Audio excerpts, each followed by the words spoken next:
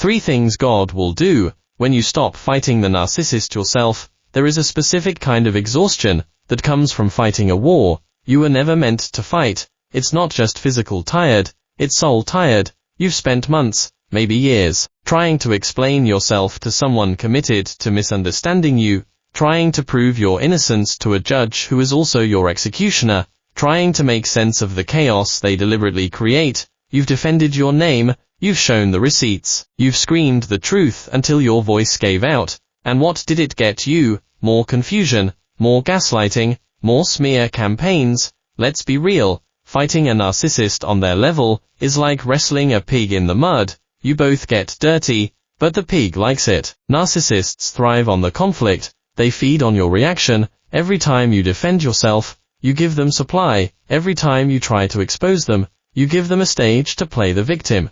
But here is the shift, and I need you to catch this. The moment you drop the rope, the moment you step out of the ring, the moment you decide that your peace is more valuable than your point, something spiritual shifts. You stop being their opponent, and you become God's protected. Exodus 14:14 says, "The Lord will fight for you, you need only to be still." That is the hardest instruction in the Bible. Be still, when they are lying about me. Be still, when they are turning people against me. Yes, because your silence is not weakness, your silence is a handover. It is you signing the case over to the Supreme Court of Heaven. When you stop fighting the narcissist yourself, you are effectively moving out of God's way, and letting him do what only he can do. So what happens when you finally stop? What happens when you go no contact, or gray rock, and surrender the battle to the Lord? Here are 3 things God will do when you stop fighting the narcissist yourself. 1.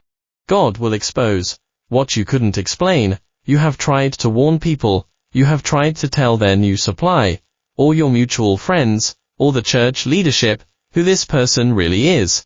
And what happened? You looked like the crazy one. You looked like the bitter one, the unstable one. Because narcissists are masters of image management, they have spent their entire lives crafting a mask. They charm, they flatter, they mirror people's desires. When you try to peel off that mask with your own hands, they just hold it tighter, and they point at your aggression as proof that you are the problem.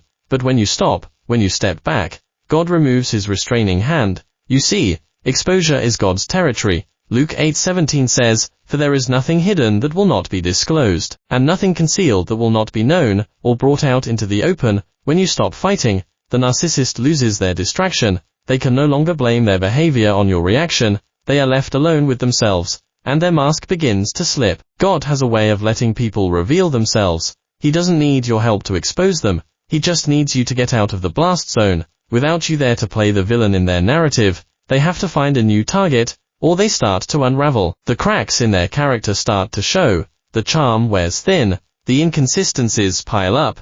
People you thought were fooled forever. Watch what happens. God will open their eyes in his timing, not yours. I have seen it time and time again. The moment the victim stops defending themselves, the narcissist gets careless, they get arrogant, they overplay their hand, and suddenly, the very people who didn't believe you start coming back, saying, "I see it now. I didn't understand before, but I see it now." You don't have to be the detective. You don't have to be the prosecutor. God is the judge, and he has seen every text, heard every whisper, and recorded every lie. When you step back, you allow God to turn the lights on, and darkness cannot survive the light. 2.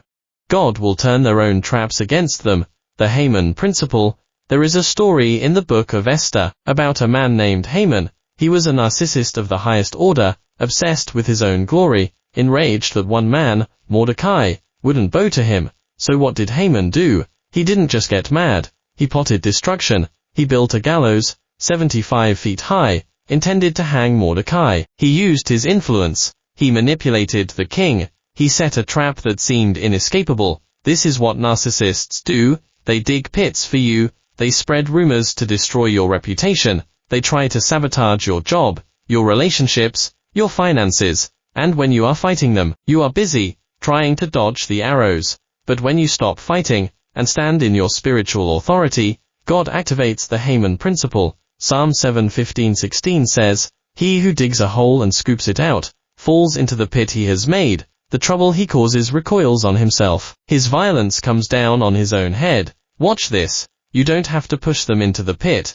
Gravity and God's justice will do the work. The energy they use to destroy you, boomerangs. The lies they tell about you, eventually reveal their own dishonesty. The alliances they form against you, crumble and turn on them. Haman ended up hanging on the very gallows he built for Mordecai, not because Mordecai fought him physically, but because Mordecai stayed faithful, and God turned the tables. When you stop fighting, you are trusting God to reverse the scheme. You are believing that no weapon formed against you shall prosper, and every tongue that rises against you in judgment, God will condemn. Stop trying to dismantle their trap. Just don't walk into it. Step aside, and watch God use their own momentum to bring them down. It is a spiritual law. You reap what you sow. Narcissists sow discord, confusion, and pain, and if you get out of the way, that harvest is coming back to their own doorstep. God creates a reversal. Where they meant to bury you, they actually planted you, and where they thought they were winning, they were actually sealing their own fate.